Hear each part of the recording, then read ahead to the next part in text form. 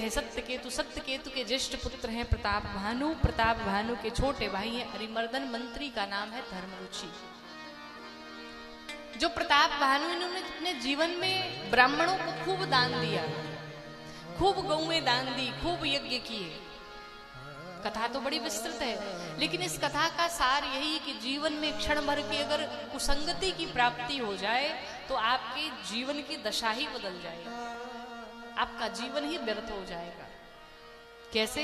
प्रताप भानु पूरे जीवन इतनी तपस्या किए, इतने दान किए, लोगों की इतनी सहायताएं की, लेकिन बीच में एक कपटी मुनि का संग मिल गया जिसका नाम है एक तनु।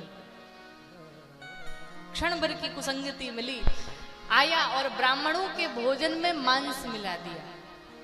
और जैसे मांस मिला, या आकाशवाणी हुई, हे ब्राह्मण देवता, आप जिस भोजन को ग्रहण करने जा रहे हैं उसमें मांस मिला हुआ है। अब ब्राह्मणों ने कुछ देखा नहीं, तुरंत श्राप दे दिया प्रताप भानु को, हमारे भोजन में मांस मिलाया, जाओ पूरे परिवार कुल खानदान सहित राक्षस बन जाओ। जबकि अपराध प्रताप भानु का नहीं था, प्रताप भानु दुष्ट एक तनु का था, लेकिन संगति के कारण, कुसंगति के कारण इनको ये फल भुगतना पड़ा। इसलिए कहते हैं जीवन में दो ही लोग हों आपके जीवन में, दो ही मित्र हों आपके, लेकिन ऐसे हों जो अच्छे हों, जिनका व्यवहार कुशल हो, जो मंगलाचरण करते हों, जो संस्कारी हों, जो सत्कार करने वाले हों। आपको अगर अच्छे लोगों की संगति में रहते हैं, चाहे आप जितने भी बुरे रहें, लेकिन फिर भी आपको अच्छा ही कहा जाएगा। लेकिन बुरे लोगों के साथ अगर रहते हैं, आप चाहे जितने भी अच्छे हो, लेकिन आपको बुरा ही कहा जाएगा। और एक ना एक दिन वो संगति का प्रभाव निश्चित रूप से आपके ऊपर पड़ जाएगा। इसलिए सदैव अच्छे लोगों की संगत की जाए। जैसे एक बड़ी प्रसिद्ध कथा आती है कि एक बार दो तोते थे, तो एक व्यक्ति लेकर के बाजार में बैठा हुआ था। तो एक तोते का मूल्य था 11 रुपए और एक तोते का मूल्य था 1100 रुपए। तो वहां के जो राजा थे उस व्यक्ति से पूछा, भाई दोनों में इतना अंतर क्यों है?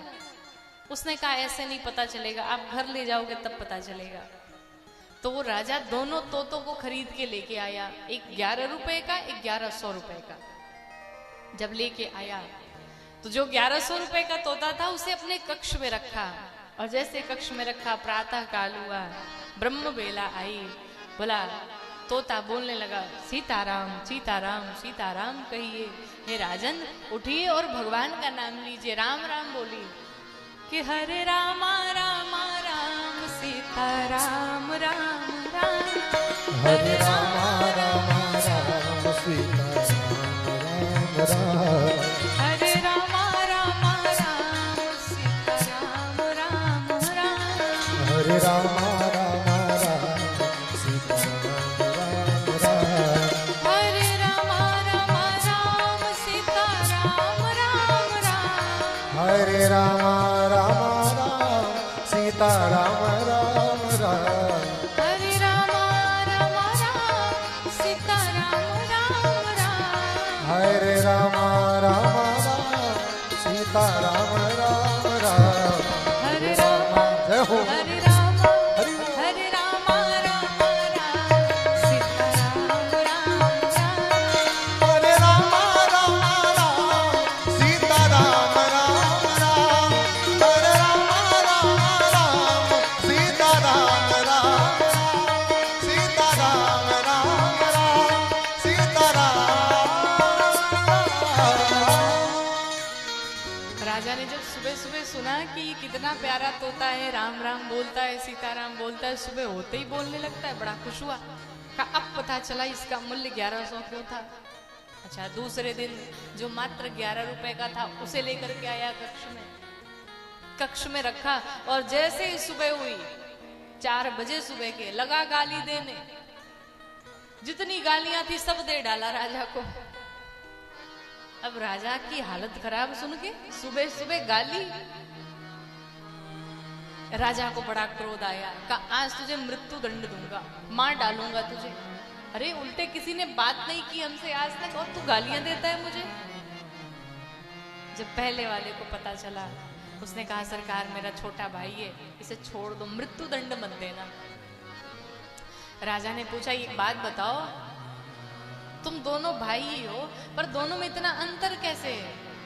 तुम सीताराम बोलते हो, ये गालियां सुनाता है। उस तोते ने कहा, सरकार एक बार हम दोनों उड़ते उड़ते जा रहे थे, कहीं मेले में पहुंचे और हम दोनों बिछुड़ गए। ये कहीं और चला गया, मैं कहीं और चला गया।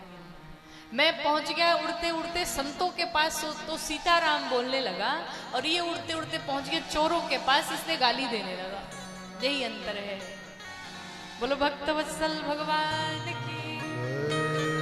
तो वो संतों के पास गया तो सीताराम कहने लगा, वो चोरों के पास पहुंचा तो गालियां सुनाने लगा।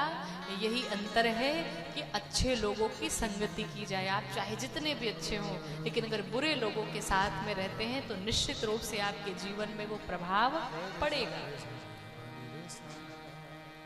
महत्व ये नहीं कि आपके जीवन में कितने लोग हैं, लेकिन महत्व ये है कि आप किसके साथ उठते बैठते हैं, किसके साथ आपकी बोलचाल है, कौन आपके सलाहकार हैं, कौन आपको सिखाते पढ़ाते हैं। तो इन विशेष चीजों का बहुत ध्यान रखना चाहिए।